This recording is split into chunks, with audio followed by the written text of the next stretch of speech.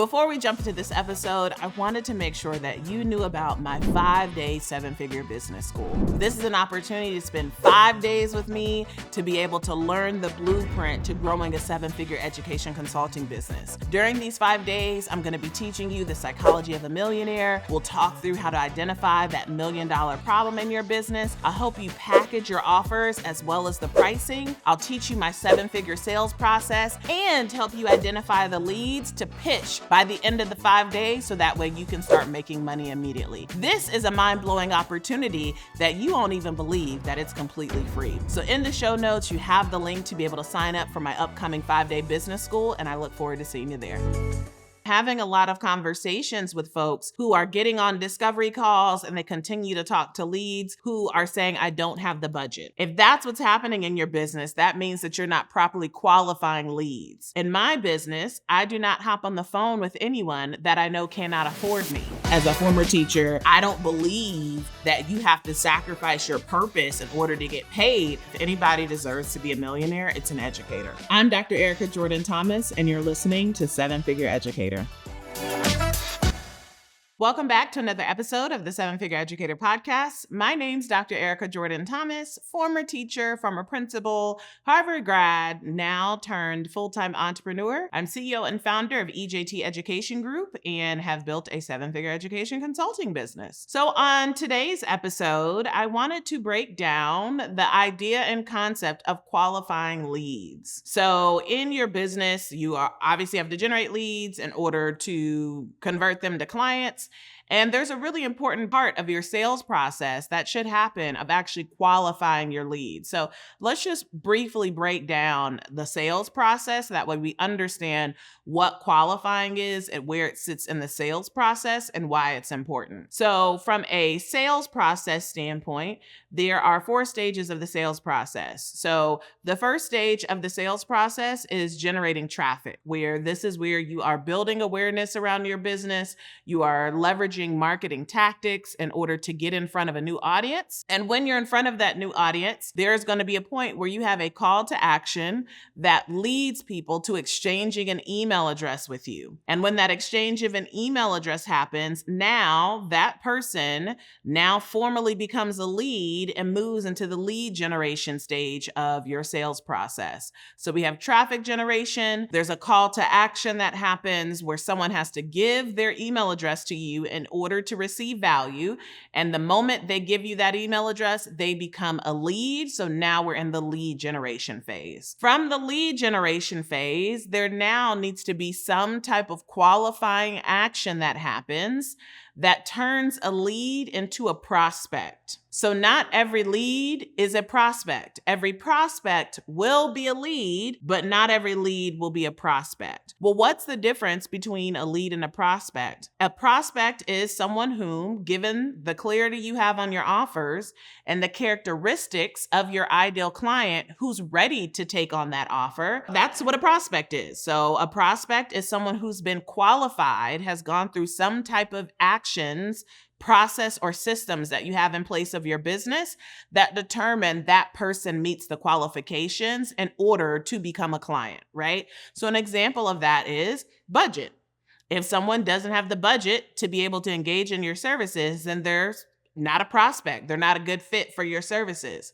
Another example might be, well, let's say you work with teachers who have at least 5 years experience and up. If someone has 3 years of experience, you need to know that because they're not going to be qualified to engage in your services because they don't meet the criteria. Once someone is a prospect, then the next step would be moving them into client conversion, where you are making a thoughtful, intentional offer that meets their needs and moving them to the point of actually becoming a client. So the qualification part of your sales process happens between lead generation and prospect generation. This is an action that you intentionally embed in your sales process to be able to qualify your leads. And the reason why I wanted to make this an actual episode on the podcast is because I'm having a lot of conversations with folks who are getting on discovery calls and they continue to talk to leads who are saying, I don't have the budget. Well, if that's the experience that you're having, that means that you're not properly qualifying clients. Because if that's what's happening in your business, that means that you're not properly qualifying leads.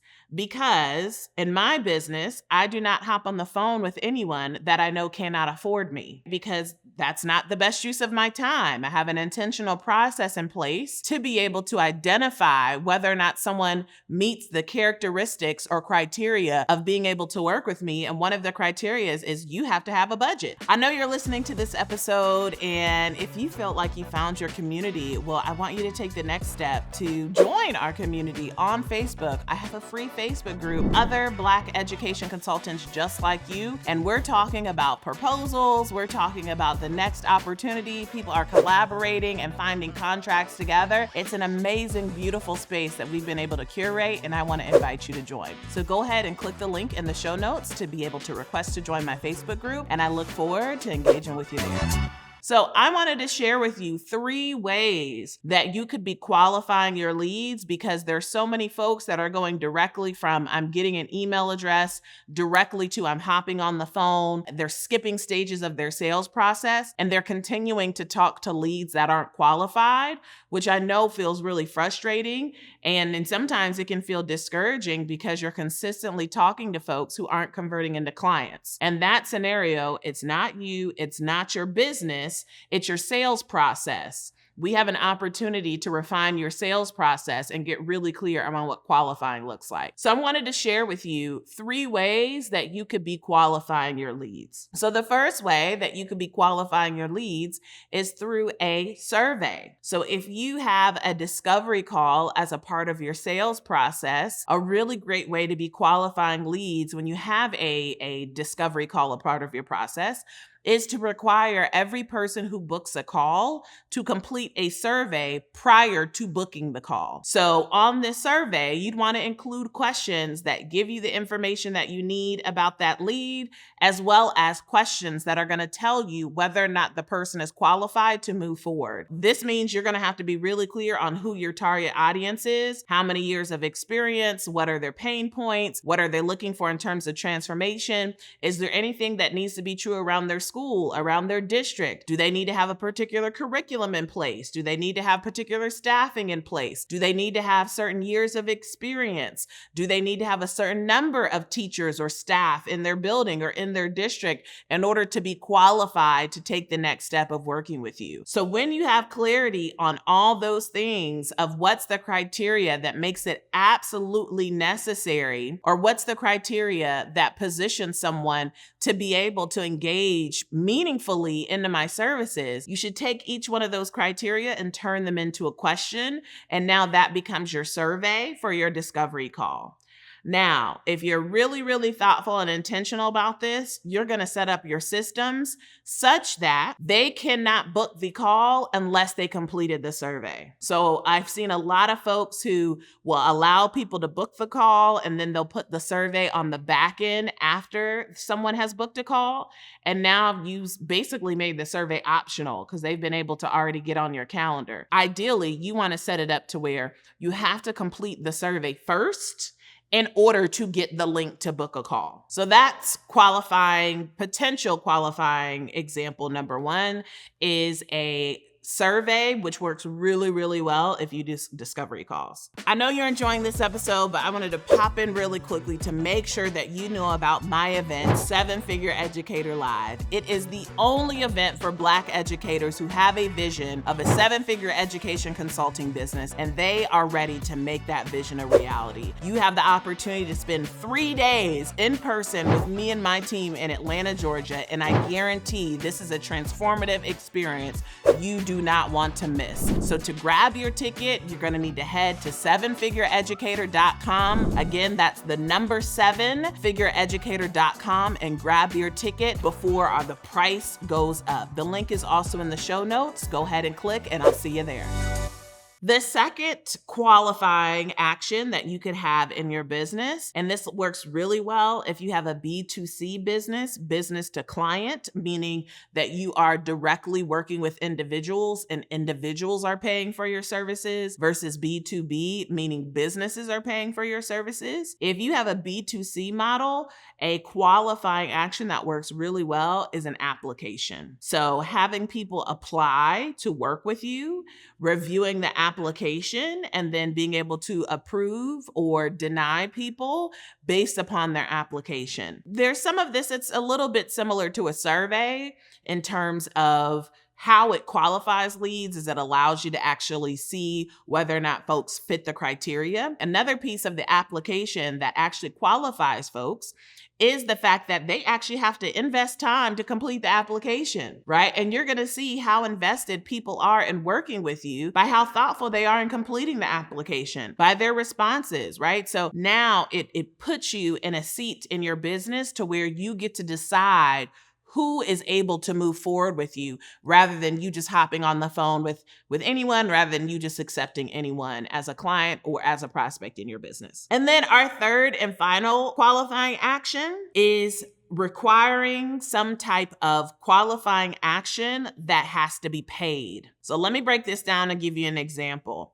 And so you could do a discovery call, and most of the time people do free discovery calls, but you could also make your discovery call paid. And by simply making the discovery call paid, that within itself is going to qualify people. Because if someone is serious, they'll pay. And it doesn't have to be a crazy high amount. It could be a $50 deposit that they have to put down in order for the discovery call to take place. And you can set up the policy that if they choose not to move forward with services, you'd refund their deposit. Or if they chose to move forward with services, you would apply that to the actual service. So that way it's a win-win for both folks. They don't lose anything if they don't decide to move forward, but simply being on the hook for the discovery call by paying will actually begin to filter out the people who actually aren't ready to move forward. Because if you're not willing to pay $50 for a discovery call that will be applied to your service, 9 times out of 10, you're not willing to pay more, right? So that's a way that will help qualify those leads for you. So we've gone through 3 ways that you could be qualifying leads in your business. You could do that through a survey prior to the discovery call. You could do it through an application, and you could do it through having some type of qualifying action that's paid. An example that I shared was making a discovery call paid. So let me know in the comments which one of these that you've either tried, and let me know how it went, or if you decide to try this in your business, let me know which strategy you're most excited to try. And it's my hope that in executing on these strategies, you're going to start recognizing in your sales process that you're talking to more and more folks that are more qualified or better positioned to take the next step in actually working with you. If you found this episode helpful, I'd want you to share it with a friend so that way they can join our community and join the conversation, join in on the content that we're sharing on the podcast. And while you're at it, go ahead and hit the subscribe button so that way you know when the next episode drops here on the 7-Figure Educator podcast. We drop episodes every single week, so stay in the loop by hitting that subscribe button, and I'll see you back here next week with a new episode.